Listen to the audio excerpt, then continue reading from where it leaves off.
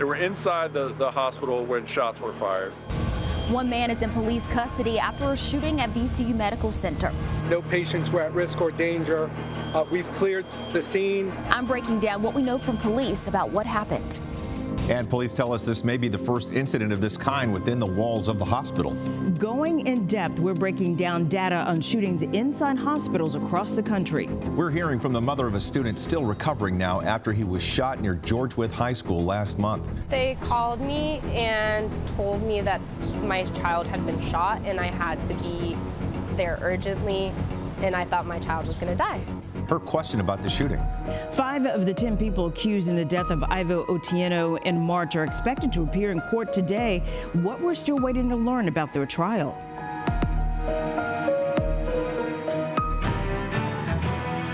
CBS 6 This Morning starts with a breaking news alert.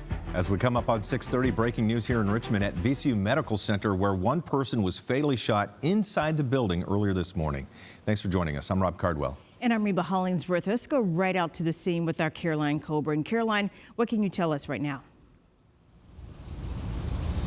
Rob, Reba, I want to start with the good news this morning. We're told the scene is clear, the hospital's back open. Behind me, people going to work and some people leaving after what was probably a terrifying shift for them last night when the hospital was shut down for hours when it was on lockdown, and police were here for hours here blocking off the entrance to the North Hospital. Let's break down exactly what we know so far, and you're going to take a look at some of that video our crews captured on the scene here earlier this morning.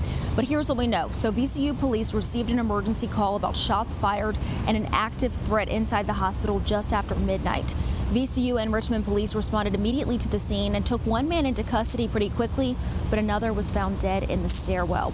Police have determined a fight broke out between those two men and that no patients were involved. In fact, a source tells me that both men were hospital employees, but we're still working to confirm this with police. I want you to take a listen to what Richmond's acting police chief Rick Edwards and VCU's police chief John Venuti told our crews on the scene this morning. You know, we're in the process of locating and identifying people who may have witnessed this and providing counseling resources, but obviously it's a very, very traumatic event. So we will now begin to work to communicate with all of our staff at VCU Health, explain to them what happened, explain the level of police response, and move forward from there. Even though we don't have all the answers, it's important not only for staff and patients here, but the greater community to understand that the situation is no longer an active threat to the community. There is a suspect in custody, and we will be determining in consultation with the Commonwealth Attorney what charges are appropriate at this time. Now, police are still in the early stages of this investigation, working to find out if and how the victim and suspect knew each other. And Rob, Reba, some pretty startling news that we're hearing from VCU's police chief. This is actually the first shooting of its kind inside the walls of the hospital. We'll obviously stay on top of the story all day and bring you the latest here from VCU. All right, thanks, Caroline.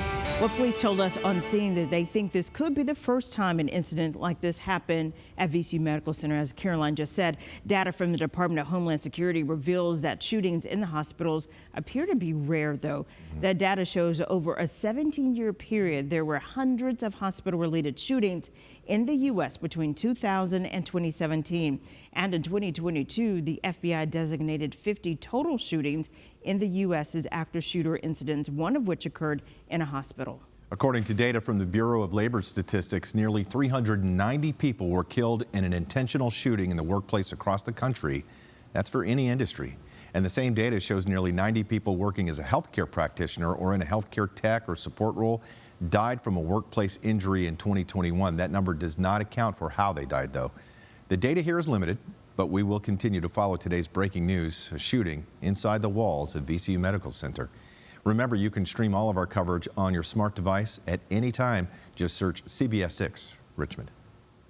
We're going to get to more of your news in just a bit, but first let's get a look at the weather you're waking up to. But there's also a gas leak here in Scott's Addition. So Kristen's actually gone home for the day. But first, let's send it out to Tom. Okay, I hope she feels better. I'll tell you what, yes, if you smell gas, if you're in the Fan, Museum District, Scott's Addition, you smell that gas. It is something they're working on Broad Street there. I'm not sure if it's a leak or what's going on there, but it's not coming from your home. Just know that. All right, this morning it is cool. Look at this. It's 50 degrees and there are no winds, so that's not really helped dispersing some of this gas that's in the air over there. So that's why I think it's lingering so long here. 50 degrees right now. We've got a nice clear sky up above, 40s to around 50 in most areas this morning. So we're all starting out rather cool but crisp. And today we'll look for a high of around 76 degrees, the normal 77. So pretty close to average today with lots of sunshine.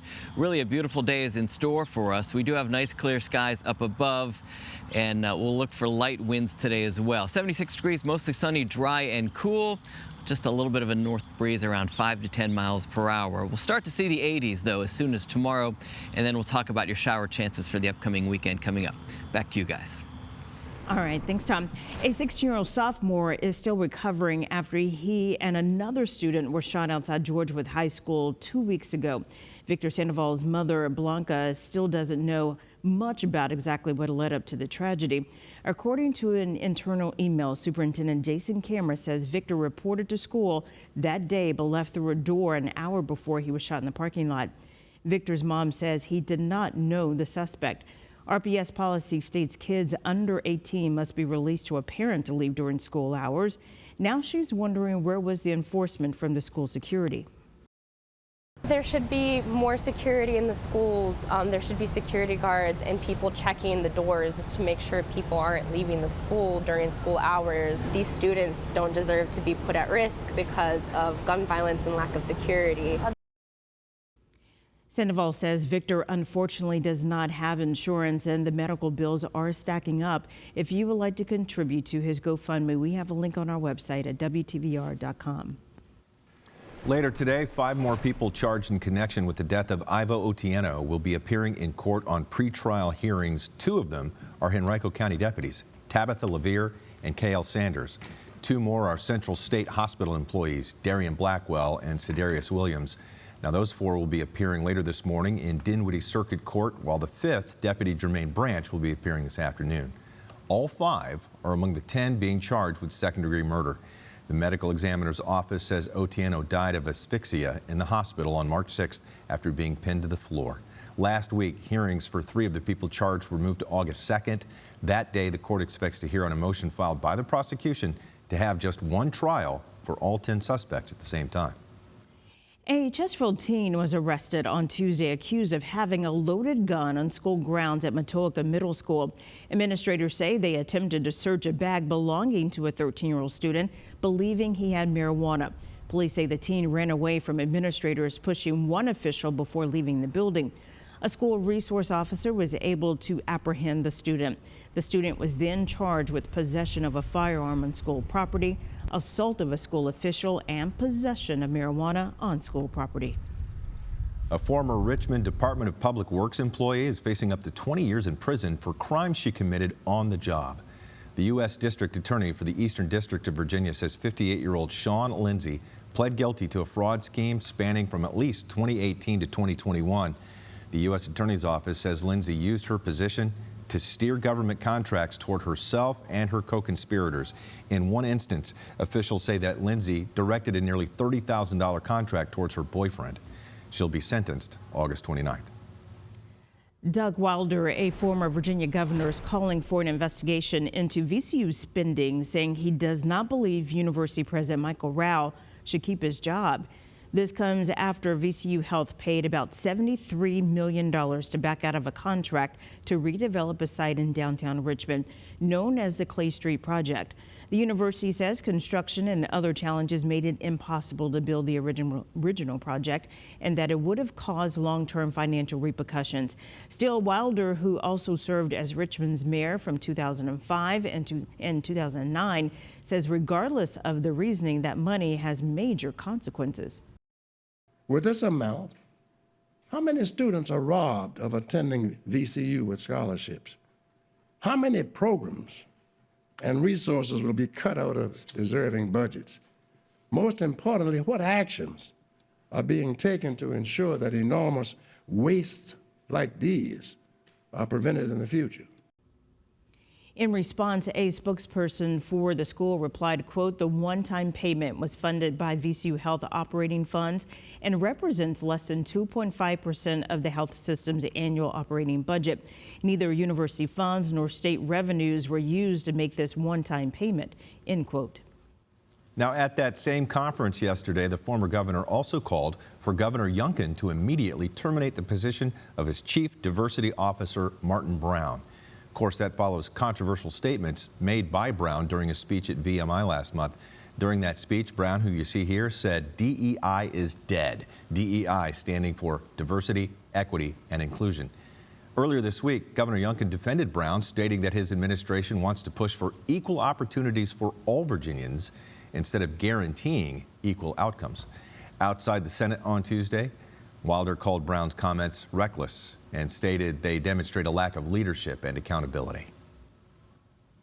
It is National Stuttering Awareness Week, and to help inspire others like him who have a stutter, a Maryland boy is releasing a book.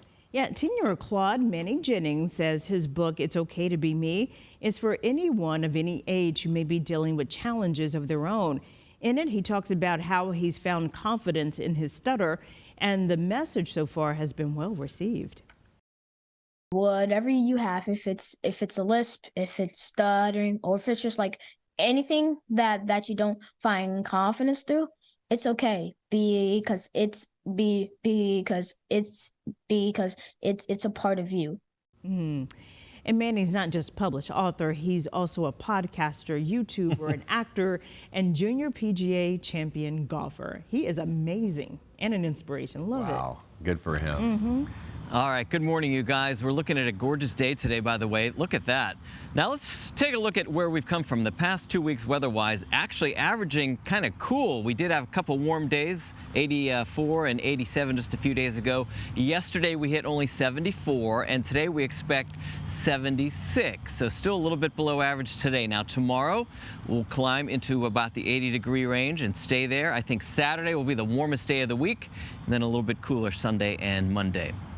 All right, let's go outside this morning and see what we have. Look at this beautiful butterfly, my goodness gracious, with some purple flower. Look at the colors. Spring has certainly sprung. Norma Tisdale, thank you so much for showing us that beautiful picture. In case you forgot, folks, spring has sprung, and look at that beauty. Norma, I appreciate that. You can send in your pics to pics@WTVR.com. Reba, Rob, back to you. Thank you, Norma. Thank you, Tom.